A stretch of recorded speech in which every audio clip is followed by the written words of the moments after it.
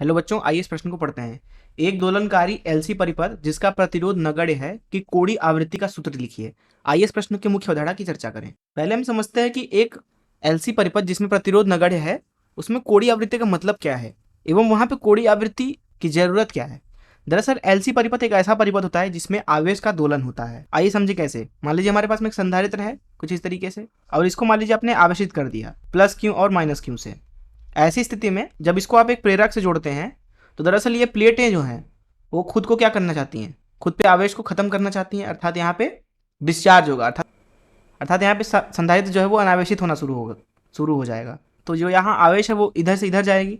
ऐसी स्थिति में यहाँ पे जो वैद्युत क्षेत्र के रूप में ऊर्जा संरक्षित है वो दरअसल धारा की वजह से यहाँ प्रेरक में चुंबकीय क्षेत्र की ऊर्जा में परिवर्तित होने लगेंगी।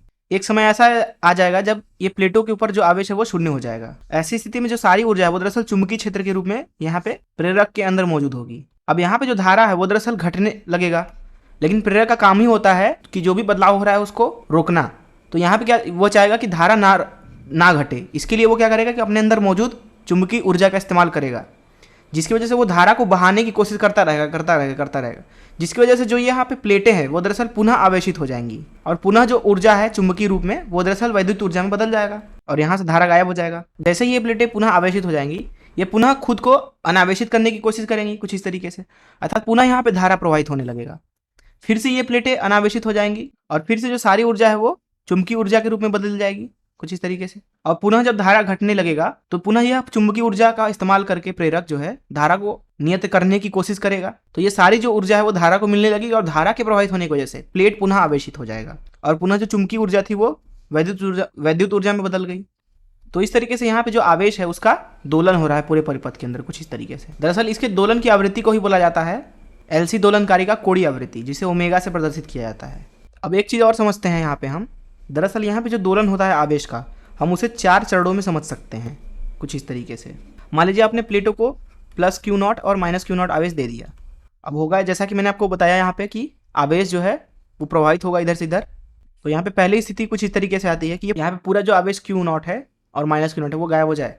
तो यहाँ पे होगा ये कि यहाँ पे जो पूरा वैद्युत ऊर्जा है वो पूरी तरह से चुंबकीय ऊर्जा में बदल जाएगी, अर्थात प्लेटों पे आवेश शून्य, धारा यहाँ पे अधिकतम, कुछ इस तरीके से धारा प्रवाहित हो रही होगी। धारा प्रवाहित होने की वजह से अब क्या होगा, संधारित्र पुनः आवेशित हो जाएगा। अब ये वाला प्लेट प्लस क्यू नॉट आवेशित हो जाएगा, ये वाला प्लेट माइनस क्यू नॉट आवेशित हो जाएगा। ये दूसरा चरण हो गया। तीसरे चरण पे चलते हैं। तीसरे चरण में होगा यह कि अब पुनः जो ये संधारित्र है वो अनावेशित होने की कोशिश करेगा। तो अब जो धारा प्रवाहित होगी वो कुछ इस तरीके से हो जाएगी। अब धारा यहाँ पे घटेगी तो प्रेरक जो है धारा को बनाए रखने की कोशिश करेगा।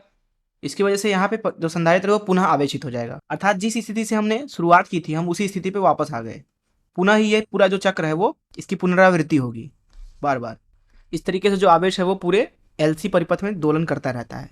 तो इस मुख्य उदाहरण से आइए हम एक दोलनकारी एलसी के कोणीय आवृत्ति की गणना करें। यहाँ पे संधारित्र ले लिया, यहाँ पे हमारे पास में प्रेरक है। अभी मान लीजिए कि किसी भी टी समय पे संधारित्र के धन प्लेट पे प्लस क्यू आवेश, ऋण प्लेट पर माइनस क्यू आवेश है। अभी मान लेते हैं कि संधारित्र जो है वो अनावेशित हो रहा है, अर्थात संधारित्र का डिस्चार्ज हो रहा है और परिपथ में धारा आई प्रवाहित हो रही है। ऐसी स्थिति में जो यहाँ पे क्यू है वो दरअसल घट रहा है तथा जो यहाँ पे धारा है वो दरअसल बढ़ रहा है। आप बोलोगे सर धारा क्यों बढ़ रहा है? इस चीज़ को समझते हैं। क्योंकि यहाँ पे जो आवेश है वो घट रहा है, इसलिए यहाँ पे वैद्युत ऊर्जा जो मौजूद है वो दरअसल घट रही है। तो जब वैद्युत ऊर्जा घट रही है तो यहाँ अंदर चुंबकीय ऊर्जा बढ़नी चाहिए। समझते हैं क्यों।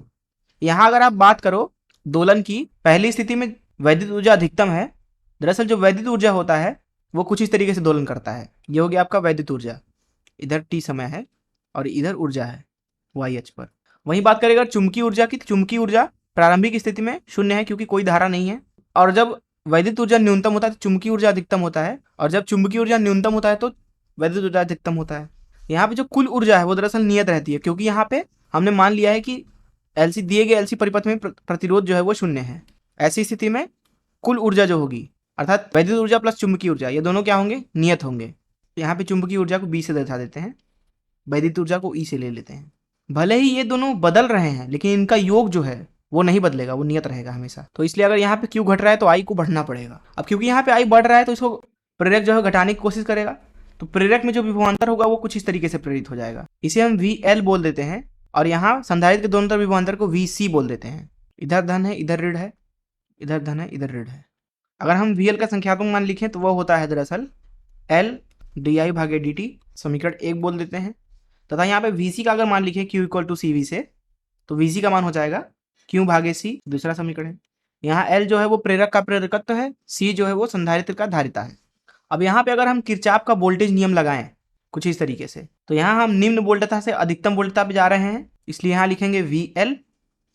फिर यहाँ अधिकतम वोल्टता से न्यूनतम वोल्टता पे आ रहे हैं, इसलिए यहाँ पे लिखेंगे माइनस VC। ये बराबर होना चाहिए 0 के, इसे समीकरण 3 बोल देते हैं। तो समीकरण 1, 2 और 3 से हम यहाँ पे लिख सकते हैं VL बराबर होगा VC के, तथा VL का मान है L di भागे dt बराबर Q भागे C। अब यहाँ पे क्योंकि जो आवेश है वो घट रहा है, इसलिए धारा का मान लिखा जाएगा माइनस dq बटे dt के, क्योंकि धारा तो ऋणात्मक होगा नहीं, तथा यहाँ पे dq बटे dt जो है वो ऋणात्मक है, इसलिए आगे यहाँ पे माइनस लगा देंगे। अगर हम di बटे dt निकालना चाहें तो वह हो जाएगा माइनस d2q बटे dt स्क्वायर। तो यहाँ पे हम लिख सकते हैं L, यहाँ पे लिख देंगे di बटे dt की जगह पे माइनस d2q बटे dt स्क्वायर। ऐसा इसलिए कर रहे हैं क्योंकि हम पता है कि यहाँ पे q जो आवेश है वो दरअसल दोलन कर रहा है, तो उसकी आवृत्ति निकालने के लिए समीकरण बनाना पड़ेगा। तो यहाँ से हम लिख सकते हैं L d2q बटे dt स्क्वायर बराबर माइनस q भागे c। यहाँ से हम लिख सकते हैं d2q बटे dt स्क्वायर प्लस q गुणे 1 बटा LC बराबर 0। तो यहाँ से हम लिख सकते हैं d2q बटे dt स्क्वायर प्लस q, यहाँ लिख सकते हैं 1 बटा अंडर रूट में LC इसका वर्ग, और ये 0 के बराबर है। अब अगर ध्यान से देखा जाए तो ये दरअसल कुछ और नहीं बल्कि एक सरल आवर्त गति का समीकरण है, एक द्वितीय कोटि का समीकरण। अगर हम एक द्वितीय कोटि की सरल आवर्त गति का समीकरण लिखें तो उसे लिखा जाता है d2x भागे dt square plus x omega square बराबर 0। यहाँ पे जो ओमेगा होता है वो होता है कोणीय आवृत्ति। तो यहाँ पे हम सरल आवर्त गति के समीकरण से बोल सकते हैं कि यहाँ जो आवेश है वो दरअसल सरल आवर्ती गति कर रहा है, अर्थात सरल आवर्ती रूप में परिवर्तित हो रहा है, तथा दोलन का जो यहाँ पे कोणीय आवृत्ति है जिसे ओमेगा से दर्शा देते हैं, उसका वर्ग दरअसल है 1 बटा अंडर रूट में LC का वर्ग। तो यहाँ पे जो कोणीय आवृत्ति मिल रहा है LC परिपथ में आवेश के दोलन का, वो मिल रहा है ओमेगा बराबर 1 बटा अंडर रूट में LC के बराबर। यही इस प्रश्न में हमसे पूछा गया था। तो इस प्रश्न का उत्तर जो हो जाएगा वो हो जाएगा ओमेगा बराबर 1 बटा अंडर रूट में LC। मैं आशा करता हूँ कि आपको इस प्रश्न का हल जरूर समझ में आया होगा। धन्यवाद।